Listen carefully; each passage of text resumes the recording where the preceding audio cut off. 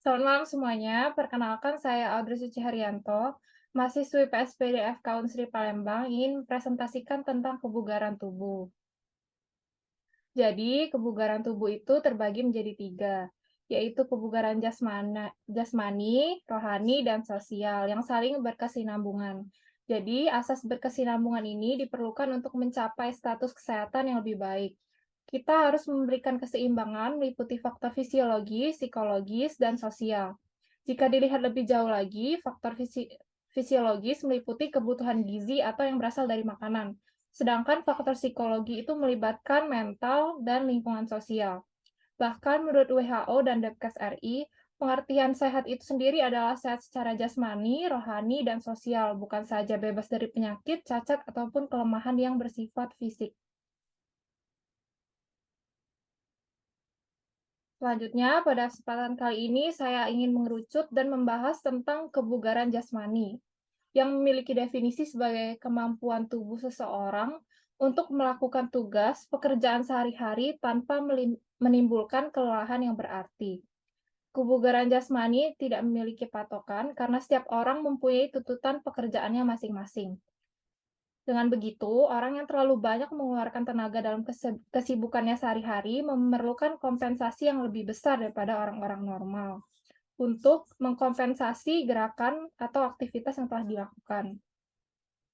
Kebugaran jasmani terbagi menjadi dua, yaitu kebugaran motorik, yaitu kemampuan gerak atau neuromuskular, dan kebugaran organik, yaitu kapasitas fungsional seperti kekuatan dan daya tahan otot, serta daya tahan kardiovaskular.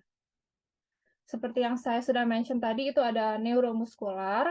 Jadi neuromuskular itu adalah potensial aksi yang terdapat pada terminal akson, yang membuka gerbang kalsium, dan kalsium itu akan menuju reseptor.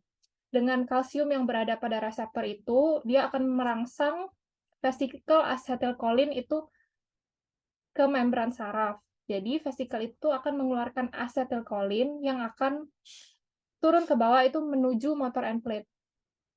Asetil yang akan masuk ke reseptor nikotinik itu akan meningkatkan permeabilitas membran dan terjadi depolarisasi di mana natrium akan masuk ke motor end plate. Nah, dari depolarisasi ini akan terjadi potensial aksi yang akan diedarkan ke seluruh permukaan otot untuk berkontraksi nantinya. Jadi, di sini akan saya bahas itu adalah komponen kebugaran jasmani, yaitu terdiri dari yang pertama itu ada kekuatan dan daya tahan otot, yaitu kemampuan otot atau sekelompok otot untuk berkontraksi satu kali secara maksimal untuk melawan beban.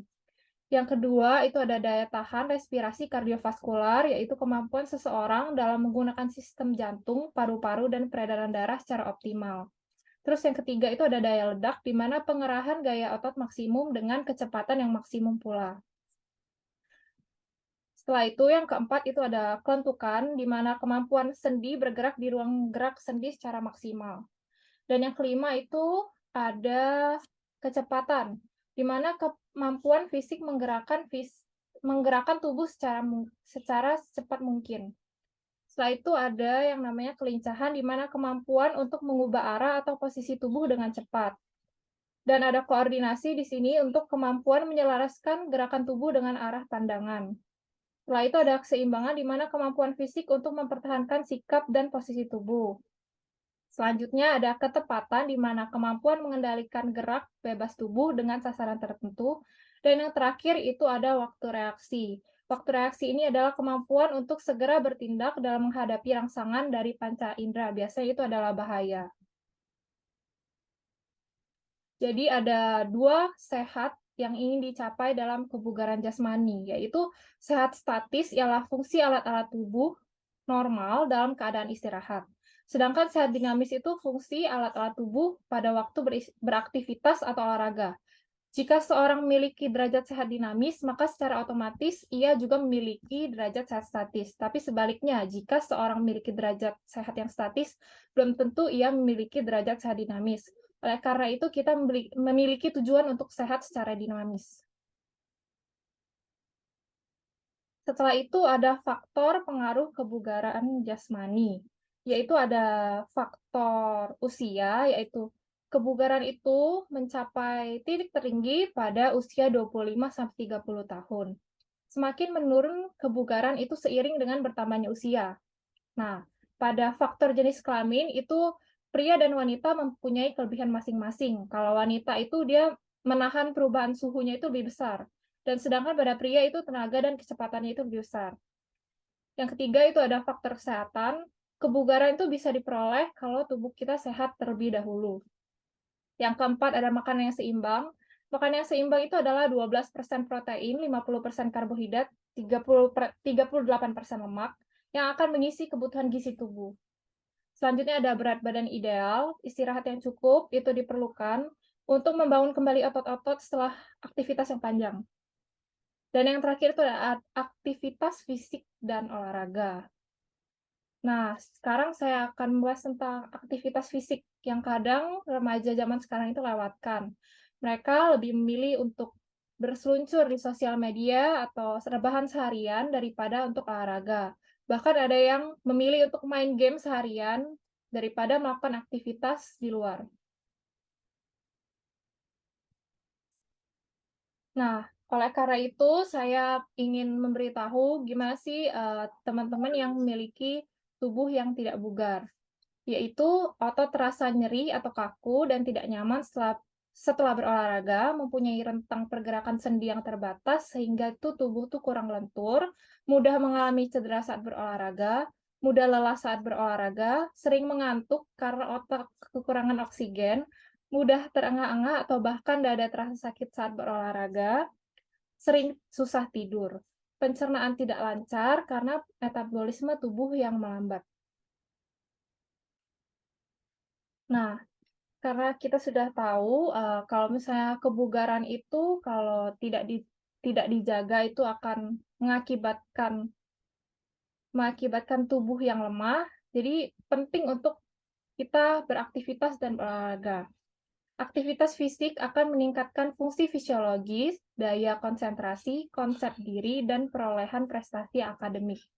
Menurut WHO menyatakan 81% remaja berusia 11-17 tahun kurang aktif secara fisik pada tahun 2010. Jadi data ini dibandingkan dengan remaja di Finlandia yang melakukan aktivitas fisik lebih tinggi daripada aktivitas menetap, memiliki hasil belajar yang lebih baik. Penelitian menyatakan bahwa efek menguntungkan dari melakukan aktivitas fisik adalah mengaktifkan derivat neurotropik di otak yang disebut dengan BNDF. Jadi BNDF ini bertindak pada neuron tertentu, baik pada sistem saraf pusat maupun sistem saraf perifer, membantu dalam mendukung pertumbuhan dan diferensiasi neuron serta sinaps. Aktivitas fisik yang baik berhubungan dengan peningkatan aktivitas dari korteks bagian frontal, insula, gyrus cingulata, dan gyrus parahipokampus. Adanya perubahan yang baik pada area otak tersebut akan mempengaruhi adanya perubahan pada neurofisiologi pada otak dan berkontribusi dalam fungsi kognitif otak. Selain itu, aktivitas fisik dan olahraga juga berpengaruh pada kardiovaskular atau sistem peredaran darah jantung. Olahraga dimaksudkan untuk memperlebar pembuluh darah koroner, menambah kapilarisasi jantung, dan memperbaiki profil lipid, terutama menurunkan LDL kolesterol atau yang kita bisa sebut dengan kolesterol jahat, dan meningkatkan HDL kolesterol atau yang bisa kita sebut dengan kolesterol baik. Dengan berolahraga, maka kemampuan jantung untuk memompa darah juga semakin meningkat, sehingga dapat mencegah penyakit jantung. Nah, aktivitas fisik ini juga berpengaruh pada keseimbangan tubuh kita. Keseimbangan akibat berolahraga disebabkan oleh peningkatan kekuatan otot dan faktor psikologis. Kekuatan otot yang lemah atau berkurang pada ekstremitas bawah dapat menyebabkan pusat gravitasi dekat dengan sendi pergelangan kaki, sehingga dapat mengganggu keseimbangan dan menyebabkan jatuh. Peningkatan kekuatan otot dapat mencegah hal tersebut dan menyebabkan peningkatan keseimbangan. Nah, sekarang saya akan memperkenalkan tentang aplikasi Pacer Health, di mana ini adalah sebuah aplikasi smartphone gratis yang bisa di-download di App Store atau Play Store, yang bertujuan untuk memantau kebugaran tubuh. Pacer Health memiliki banyak fitur seperti menghitung langkah dan jarak yang telah ditempuh, menghitung kalori yang telah terbakar, dan feeds seperti feeds yang ada pada media sosial. Dia berguna untuk berinteraksi sama pengguna Pacer sehingga para pengguna bisa saling support dalam menjaga kesehatan. Pada pedometer terdapat fitur set goal untuk mencapai kebugaran maksimal atau yang diinginkan. Tidak hanya itu, data sehari-hari pada aplikasi ini akan dijadikan grafik yang akan kita lihat perbandingannya dalam jangka waktu seminggu, 1 bulan, bahkan 1 tahun. Jadi manfaat Pacer Health ini sangat berguna untuk memantau kebugaran kita. Aktivitas yang menjadi salah satu syarat kebugaran dapat kita lihat melalui aplikasi ini. Pacer Health merupakan aplikasi yang tidak hanya berpaku pada aktivitas saja, tetapi dia juga memperhitungkan faktor lain dalam kebugaran, yaitu jenis kelamin, tinggi, dan berat badan yang akan diminta sebelum sesaat kalian mendaftar pada aplikasi Pacer ini, sehingga hasilnya pun terpercaya. Selain itu, data langkah dan kalori yang diberikan per hari sampai 1 tahun membuat pengguna itu mengetahui secara pasti dan terdapat fitur set goal sehingga pengguna tuh tahu apakah goal ini sudah dicapai pada jangka waktu tertentu sehingga pengguna tuh tahu apa yang akan dilakukan selanjutnya. Jadi kesimpulan yang bisa saya ambil dari presentasi kali ini adalah kebugaran tubuh perlu dijaga, salah satunya dengan aktivitas fisik atau olahraga. Pemantauan kebugaran menggunakan Pacer Health itu sangat dianjurkan supaya memperoleh hasil yang lebih baik dan lebih optimal. Ini adalah referensi yang telah saya gunakan. Saya ada mendapat suatu tulisan itu berasal dari Board pada tahun 1963 dalam Journal of American Medical Association sebagai berikut. Tidak ada obat yang sekarang atau masa depan akan dipakai, yang menjanjikan dengan pasti akan memberikan dan mempertahankan kesehatan lebih baik daripada kebiasaan hidup yang senantiasa berolahraga. Oleh karena itu, kita bisa meningkatkan kualitas hidup kita dengan mempertahankan kebugaran, salah satunya dengan cara beraktivitas. Thank you for listening. Sekarang kepada teman-teman yang ingin bertanya, boleh menggunakan fitur raise hand terlebih dahulu.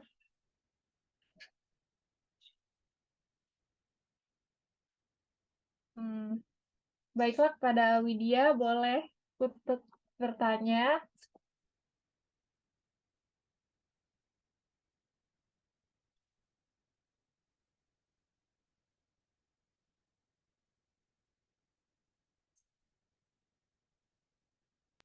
Baik, terima kasih atas kesempatannya. Dari yang aku dengar, tadi aktivitas fisik dapat meningkatkan kognitif. Nah, mengapa hal itu bisa terjadi? Terima kasih. Jadi aku izin menjawab ya, Widya. Jadi secara singkat itu aktivitas fisik dalam jangka waktu yang bagus itu juga dapat meningkatkan aktivitas korteks bagian otak tertentu. Jadi otak itu juga terpengaruh dari aktivitas fisik yang telah kita lakukan.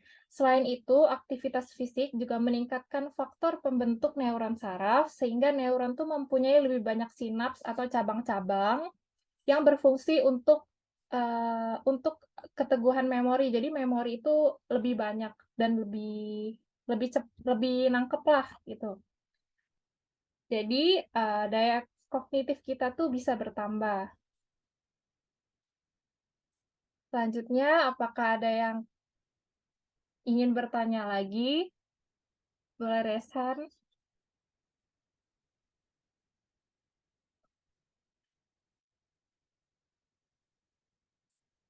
Baik, kepada Michelle Fukada, boleh diaktifkan mic-nya untuk bertanya. Tadi kan dibahas komponen kebugaran jasmani. Apa perbedaan antara kecepatan dan kelincahan?